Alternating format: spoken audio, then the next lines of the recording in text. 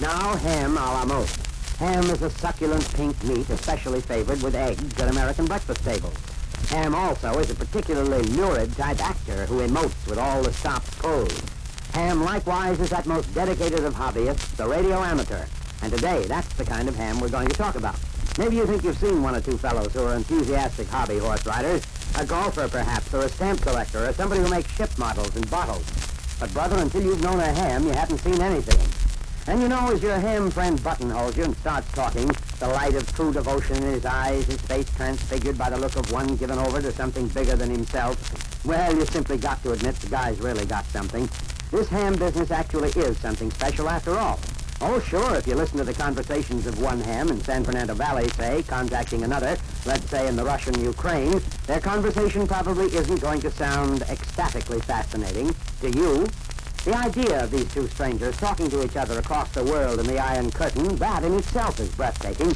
But 9 times out of 10, the talk will concern itself with highly technical matters, such as Johnny to Ivan.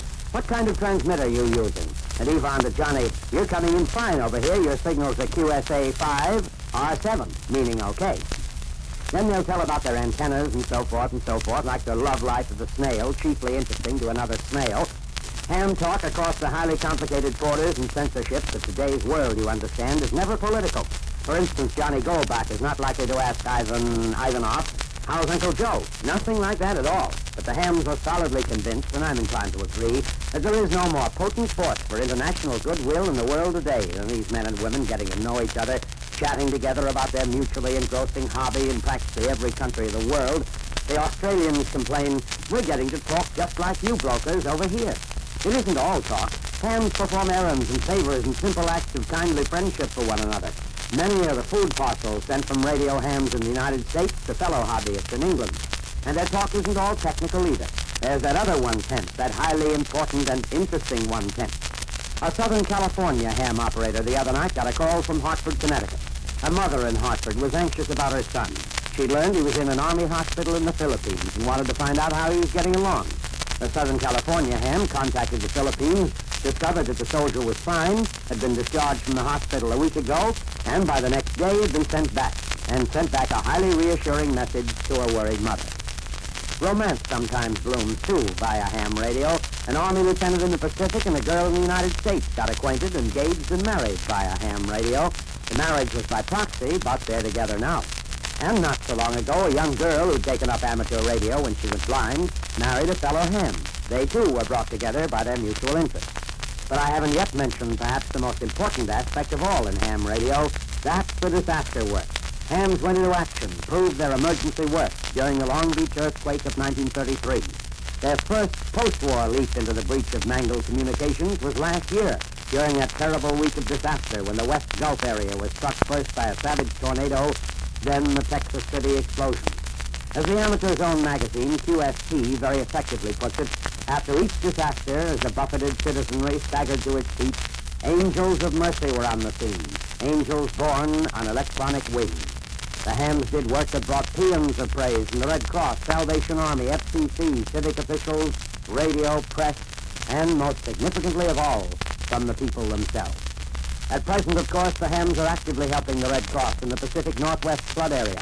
Wherever communications are down, there the hams promptly and willingly step into the breach.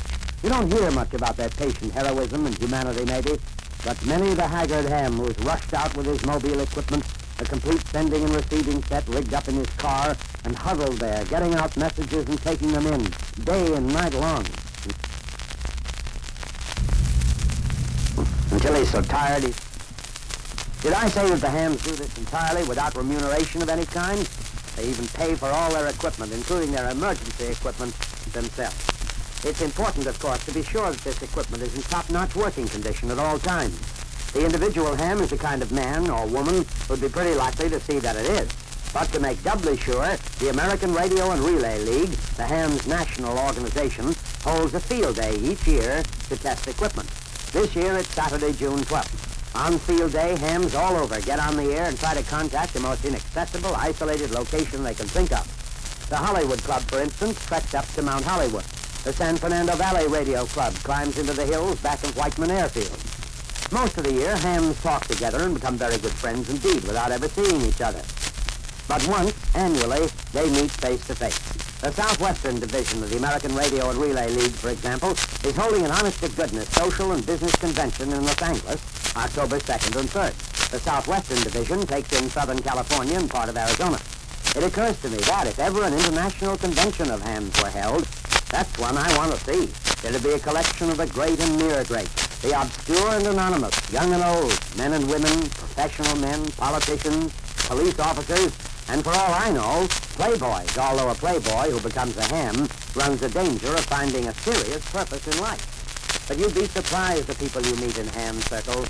Before the last war, Archduke Otto of Austria, OE-1AC, was very active. Prince Ahmed, son of the Sultan of Johor, reputed to be the third wealthiest man in the world, is an ardent ham, VS3AE. His dad, the Sultan, collects pink-eyed horses, but Ahmed's hobby runs the radio. Freeman S. Gosden, Amos of Amos and Andy, operates W6QUT. Andrew Young on Pitcairn Island used to talk with U.S. hams before the war. CBS engineer Jim French talked the other evening with an English gentleman in Coventry, where Lady Godiva took a ride, you know, as the British ham noted. So at the end of the conversation, Jim asked the Britisher, "What do you do?" And they came the reply, "I'm Lord Mayor of Coventry, don't you know?" Yes, it's easy enough to see why this amateur radio business gets its enthusiastic converts. I'm even getting into the spirit of it myself. Picked up a bit of the jargon, too. 73, for instance. That means regard. And 88.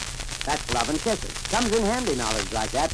Makes it possible for me to send to hams here in the United States and everywhere 73. And I think we'll even go so far as to make it 88 from today's feature paper.